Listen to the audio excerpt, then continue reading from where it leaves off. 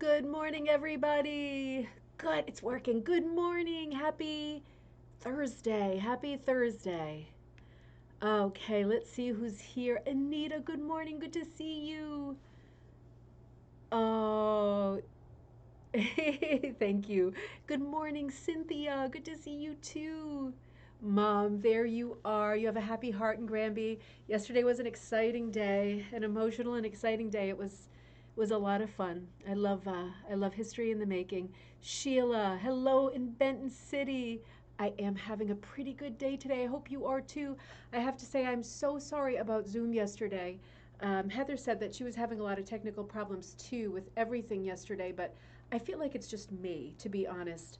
I am going to put on my big girl pants and try again, but I feel like I cannot Zoom with that recurring link anymore because when I open it up, there's always multiple links when there should be one.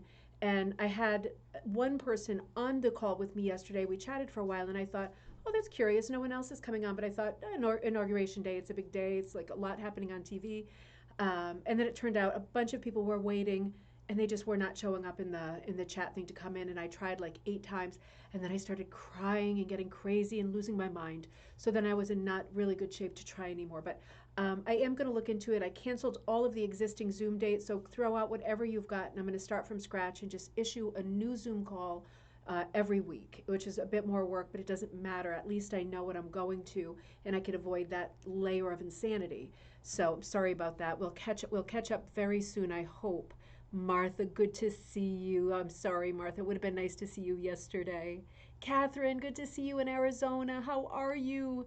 Crystal, blindingly sunny and lovely out. Oh, in Nova Scotia. That sounds really nice. It's pretty dreary here. A typical winter day. Teresa, good morning. Good to see you. Julie, good to see you. Heather, are you back already? You were just here 5 minutes ago, were you? How fast were you driving? Just kidding. It was probably a while ago. Connie from Newfoundland, good to see you. Good to see you. Karen in Kentucky, great to see you. Good morning. Donna, good morning to you too. Karen, good morning. Good to see you. Carol, good morning. Oh, thanks, Julie. I know it's just me because everything technical, it turns out to be me. It's like that saying, it can't always be the other person. It can't always be the computer. It's definitely me. Beverly, good to see you.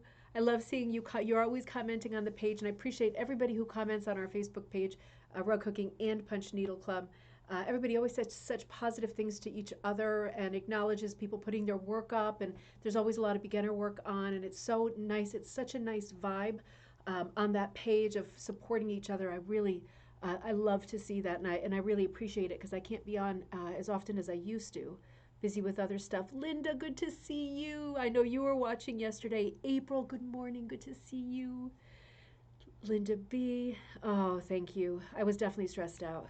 It was already like an emotional day. I love watching grand things and the pop and circumstance type things, and it was already that kind of a day. And I had planned my day around Zoom, so I wasn't coming to the studio. I was there, and then I had to take Teddy to an appointment. So my whole day, like the central piece of the jigsaw, was the Zoom call. And when I could not make it work, it just seemed like whoosh, my head exploded and the day exploded all at once.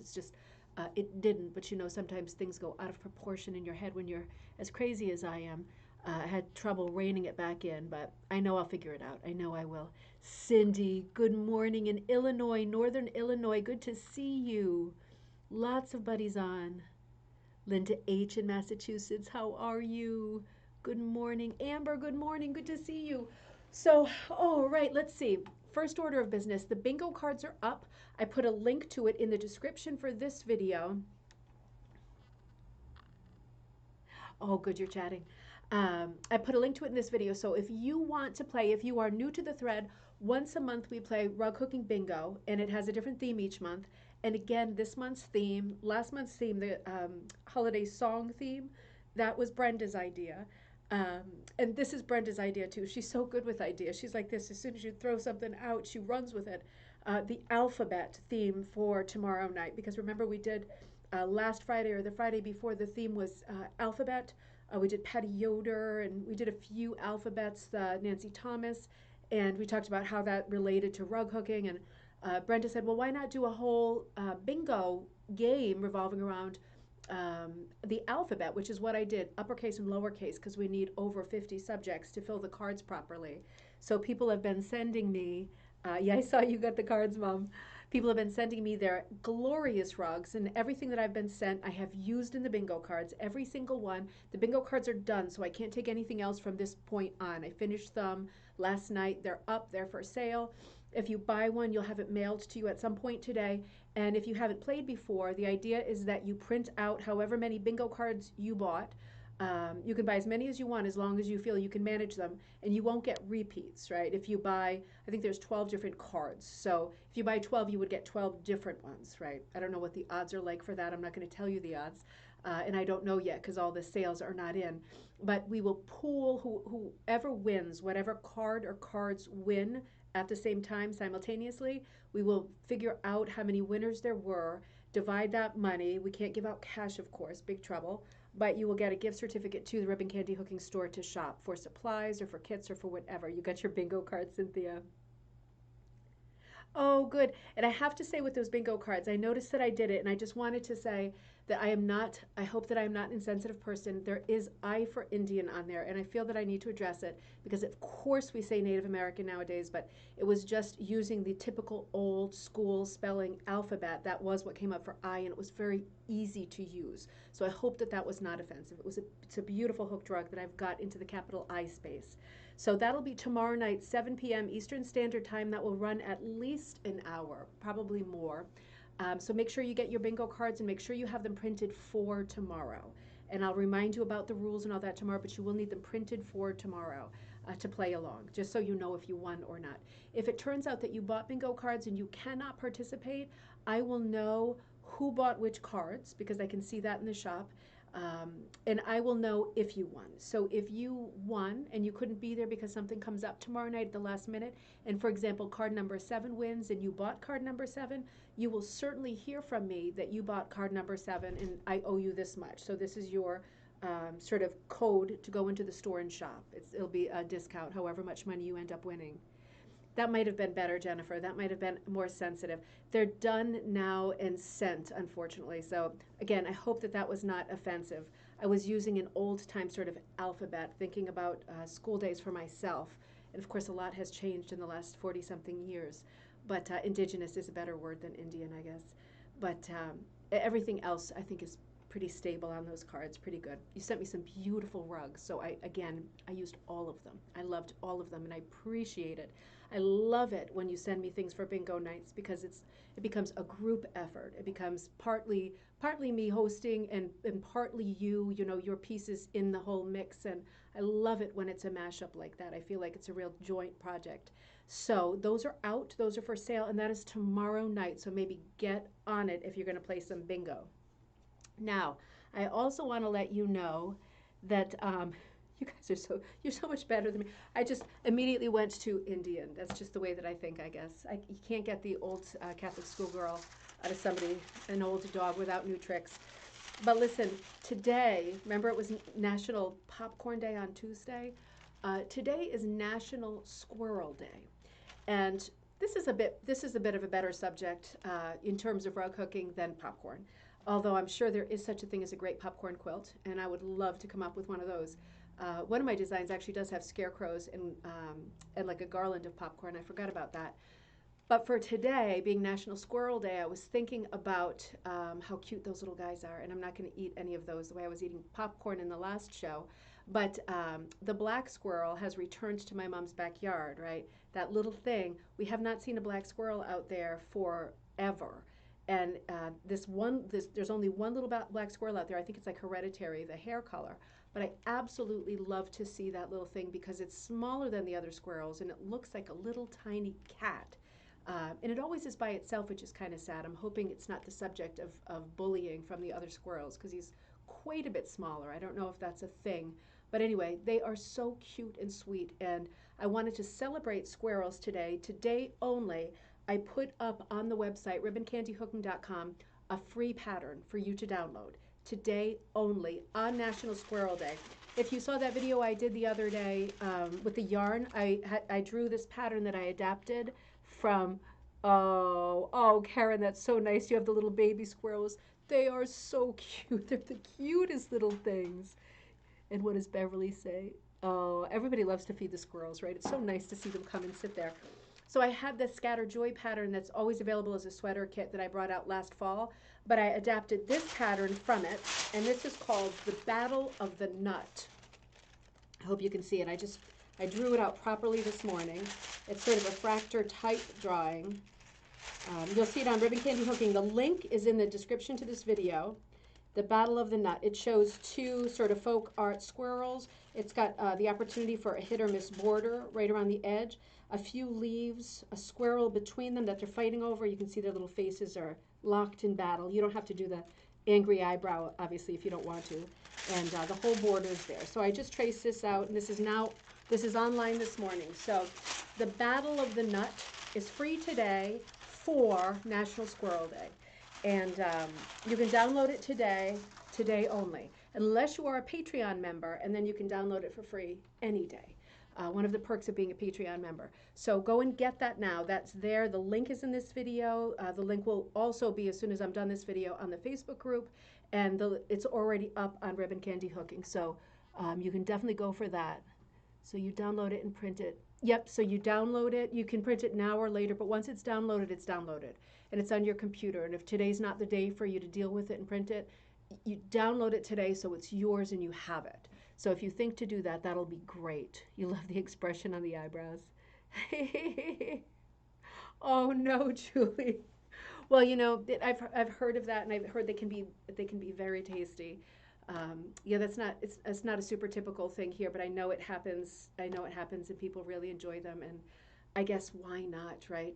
A nice meal is a nice meal, but they are so cute. We'll celebrate the Battle of the Nut today with that pattern, so don't forget to go get it because it's there today. I want to start doing more free patterns that are like just for the day, so I know that you're here. You're so welcome. It was a very simple thing to draw it because I had already started it. So those are the orders of business I think for today. We can start doing our commentary. I think it's a thing in a lot of places, Julie. I mean, I'm not a vegetarian, so nothing shocks me at all like that. But while they're alive, I think they're adorable to watch, and you see plenty of them on the side of the road too, which is super sad. But hooray for squirrels today, this one day out of the whole year. Have you ever looked up what the special day is? Because there are like multiple things most days of the year that you can celebrate. Popcorn Day on Monday, or sorry, Tuesday, National Squirrel Day today. I looked up my birthday, which is February 28th, and guess what my special day is? There's one event that happens on my birthday. It is National Rare Disease Day. So, woohoo! I hope your day is better than that. I can't think of anything that's worse. Thanks, Pat. You don't have to race for it. It's going to be there until midnight tonight when it times out. And again, if you're a Patreon member, you can always get the code for it. That's always unlocked for you. But when we left off on, oh, is it your birthday today, Carol? Happy birthday! National Squirrel Day. See, you could have National Disease Days. You've got Squirrel Day. That is so sweet. That is so nice. Oh, happy birthday. It's Carol's birthday. So we were talking about Sibyl. It looks like Sibyl, but Sibyl. OSICKA, right? OSICKA. This book we left off with, I want to return to it. I know there's going to be a lot of happy birthdays for you, Carol. Now we know. We were looking at this book, and I had shown you some of Sibyl's artwork, her hook drugs. I'm stumbling. I don't know why. I'm reading.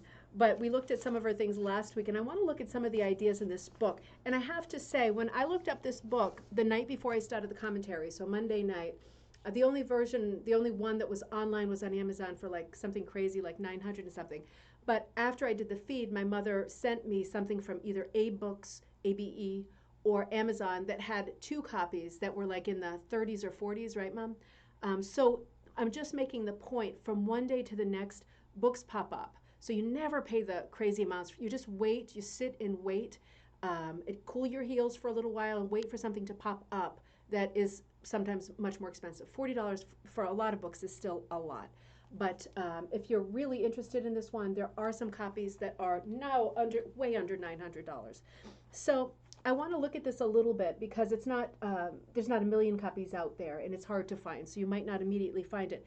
She is a prolific artist and teacher, very detail oriented. I think I left off on the sentiment on Tuesday that I was a bit disappointed that this book isn't more creative. This is probably the most technical book I've ever read about rug hooking.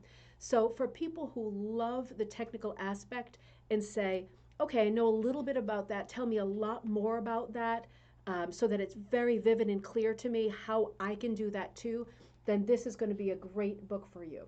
If you are a beginner, this is not a great book for you. I'm just going to say it. She also refers many times in the book to um, the people she's talking to as intermediate or experienced hookers. So she knows that the audience that is holding this book is comprised of people who have been hooking for quite some time and are looking for very specific information, yes, no information about very specific aspects of hooking. There are a few takeaways in this book that I found really general, beautiful, and could apply to lots of people at lots of different stages of hooking. And those are the things that I want to bring out. Hello, Jody. Those are the things that I want to bring out today rather than the very specific things. But I do want to say, I think the word creative in the title, I'm not going to say it's misleading. It's just I was personally disappointed because Sibyl does so many different subjects, a lot of exotic animals. Um, when I start going through her pictures, you see what I mean. She seems like somebody who has traveled, has a lot of different interests, and I just wished that in this book I could learn more about her and her inspiration for her subjects, more than just all about how to hook the thing at the time. You know, I wanted to know more about her so I could connect more with the pieces. But this is a technical book for sure. Okay, great, Julie. There should be some on Amazon, Julie says. So one of the things she brings out in this book is, I'm reading from the beginning here, the intro. It says, Picasso once said, this is for everyone, Picasso once said, if you know what you're doing, you can paint with a broomstick. That's great. We know he was not a great person. He was not a great person. He was not a kind person. But he was a genius and eccentric and said a lot of things like if you know what you're doing, you can paint with a broomstick, that translate across many, many, many boards, many, many sort of aspects of life and living. You can apply that to anything. It can be the title of your memoir. But always file that in the back of your mind because it is important to know what the basic rules are, not rules to this extent, but what the basic rules are, because then you can really run with it. And just keep reminding yourself that once, if you're a hooker, once you pull that first loop, you are already hooking. You have done it. You are not a beginner anymore. You have done it. The first loop is up through the backing, and now you are off running. So just remember that everything that you do from the first loop forward is you improving on yourself and you comparing yourself to yourself, but nobody else. So there's a few things about this book that I really, really love and admire. One of them is her treatment of color. Normally, when I open up a book and chapter 1 is about color, normally I cringe because I get tired of seeing the color wheel in books. This is the great exception to that. If you feel like you are not great with color and you don't absolutely, this sounds so patronizing, understand how the color wheel works. And I don't mean you don't know the colors of the rainbow. I mean opposites and values and things like that. This book is great for explaining color. This is the best book I've ever seen for explaining color.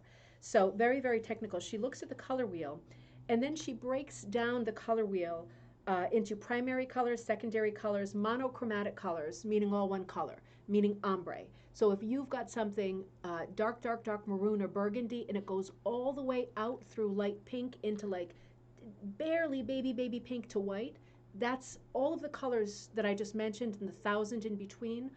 Those are monochromatic colors. They're all the same color, just different strengths of that color. And she talks about complementary colors, which are opposites, which always pop, and analogous colors. So this is an important one too, like red, orange, yellow, right? Those are 3 colors that are right next to each other. So that's like a family of colors, and those work differently and play differently together. Can someone point out a good place to find real monk's cloth? You tried Joann's and Hobby Lobby. No. Um, I found some at Walmart. No, Jody, I just want to stop and say there's two different things called monk's cloth. Confusing enough, right? It seems super unfair. One of them is meant for like cross stitch and needle art, and it will not work for rug hooking. The rug hooking monk's cloth is much stretchier. The trick is they both look the same and they're both gridded. So it doesn't get any worse than that. But I'm going to see what people respond. But the best place to get monk's cloth is at a rug hooking store. I sell it in my store too. Play bingo. Maybe you'll win and you can get some monk's cloth for free tomorrow night. But go to a rug hooking store first, because otherwise you might waste a lot of money on shipping and buying this stuff that's the wrong monk's cloth. Just one of those punchlines in life, right? So she goes into huge color detail, and it really is helpful, super helpful. So she talks about using colors in rugs, and she talks about really detailed and important things like value. We don't always talk about that. We often talk about why colors match or why colors pop because they're complementary. We talk about simple things like that that relate to the color wheel, but we rarely talk about value. Value is intensity of the color. So like I was saying with monochromatic colors, you could have like a pinky color, but you could leave it in the dye another half hour and it would be intense. It would be the same color, right? The same packet made the color, but the intensity or the value of the color is different. That's another sort of aspect or component to color planning, getting your rug together as far as your thoughts go before you get started. That's another thing that we need to think about when you say red or you say pink. There's so many values of all of those colors. Again, this book is technical. So if you have been hooking and you are enjoying it and you particularly love color because shading is really Sibyl's thing, then you're going to love this book. If you're a beginner, this is going to be maybe a bit overwhelming. It might be a lot. Hey, Lisa, good to see you. So she says interesting things in this book, like the color red was forbidden to painters in the 19th century. It was regarded as vulgar and barbaric. They got around this by painting oriental scenes, which were then admired by the Victorians. Warmer reds come forward and cooler reds recede. So in other words, like orange reds come forward and pop, and blue reds move more to the background. And that makes a lot of sense, doesn't it? Red has often been used as a background color, practice that breaks all the rules of good color composition. Red is supposed to advance rather than recede. I question sentences like that because that is very subjective. But when using red as a background, it is a question of handling the value of the relationship rather than the color. So in other words, the family of reds. She talks very specifically. I want to show you an example of the conversation over the color red. We were talking about this carousel horse. So it's got a lot of red, right? But she's done a lot with the chroma, meaning the intensity of the red. So this book is full of tricks to hooking. This is fine hooking as well. Shadows. She talks about hooking shadows when using a light source. Have it come from the same direction. That I was going to say blah blah blah, but that kind of thing. Very very very specific. She talks about backlighting. You know, when you're planning your composition, if you wanted photorealism in it, if you wanted very realistic shadows and light, this is the book, right? Shadows will vary at different times of the day. She'll talk several paragraphs about the different times of the day and how the shadows will fall. So for things, if you are not instinctively good at color and you love to hook in a more realistic style than a primitive style, just to put it at two ends of the spectrum, then this is going to be a great book for you. It is very detailed. Chapter 3 is about inspiration. And she said, after you have your pattern, you must decide on a color plan. What color is the background going to be? How dark or how light? Now remember when we were talking last Friday night about the Edith O'Neill book, how she was talking about the backgrounds, the Bless This House pattern. And the Bless This House was kind of a medium house color. The background was dark like the night sky. And then the lamb's tongues around the border were light. And it went kind of dark light, and it was super successful because that was thought out properly. That's exactly what Sibyl is referring to, the same exact idea. She says hooking a middle value background is harder because much more thought has to go into hooking the motifs. And that makes a lot of sense. Abstract thought. So if you can get your head around it, if your whole background is a middle color rather than more dark or more light, it's going to be very hard to make anything in the composition really pop. That makes perfect sense, right? So again, lots of inspiration, lots of good thoughts. A ride into the country is one way to get ideas. You might find a wonderful weathered barn with a split rail fence and maybe a farm animal or two, or go to your local zoo or wildlife center for photos of animals. Place these animals in your own settings. She lists a lot of ideas, she does a lot with animals, how she gets her inspiration. And then there are a lot of tips that, again, I have mixed feelings about tips because this is the opinion of one person, and every artist, whether you've written a book or not, is different. And your composition, the way that you love it and the way that you've drawn it, is also fantastic folk art and has value. But she gives a lot of very finite opinions, like the center of interest is never at the dead center in bold type. Um, I don't know. I don't know that I would agree with that because I would have to think about things like more primitive style fracture stuff that, it really, the central motif is in the absolute dead center. And that often works. It just depends on what you like. If you like this style, or if you like different styles, or if you like your style. It just depends. And you don't have to choose for life. You just choose for this one project that you're working on right now. But I think it's important for books like this to say something like, um, in the preface that says something along the lines of, this book is geared for people who are, number one, experienced, and number two, enjoy hooking fine cut with a lot of detail and an emphasis on shading. That sounds like a mouthful, but I think it's important to preface that because if you're just flipping through the book, reading all of the rules, I think it can become a bit overwhelming. For example, unity can be achieved in many ways. Example, if you have a large tree in the foreground, make sure there is a smaller one in the distance, or a cloud in the sky with the same shape as a bush in the foreground. This kind of thing can be a little bit overwhelming for someone who's just coming into it. This is good though. I like this one. Use conflict in a pictorial composition. The way to achieve this is to have something dark next to a motif that is light. Again, a bit specific. She talks about repetition, gradation, balance, rhythm, harmony, um, a lot. It's a lot on composition, depth, how to hook water, how to hook a reflection on water, how to hook, yeah, Crystal. It's the opposite of your style, Crystal. It's the opposite. How to hook wood.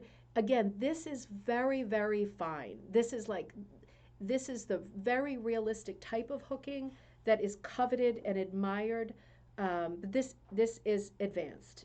It's hooking bricks, hooking. This chapter's nice. Chapter 6, leaves, trees, and wonders of green. So she does a lot of stuff like this, and that's why I was really hoping that there would be just more chit chat in the book.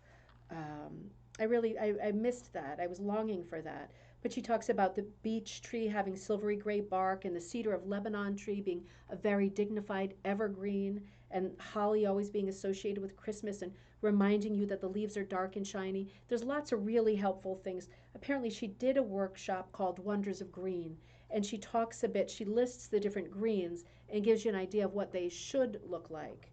But she does, she tells you how to hook waterfalls. There's a chapter on sky and clouds. Um, there's a chapter on snow. Chapter 10 is on folds. So when you're doing like a garment or a back cloth, or if you think about the book on the human body, I don't want to say the NUDE word because I might get pulled again, but folds on clothing or skin or carpet or sofa, it's hard to hook folds because it involves shadow, right? It involves shadow and perspective. So she gives you a lot of really specific detail on what an actual fold will look like. It's extremely helpful, and there's this level of detail in this book. If you like to hook with great detail, you can see the amount of detail you're getting here, going from light to dark.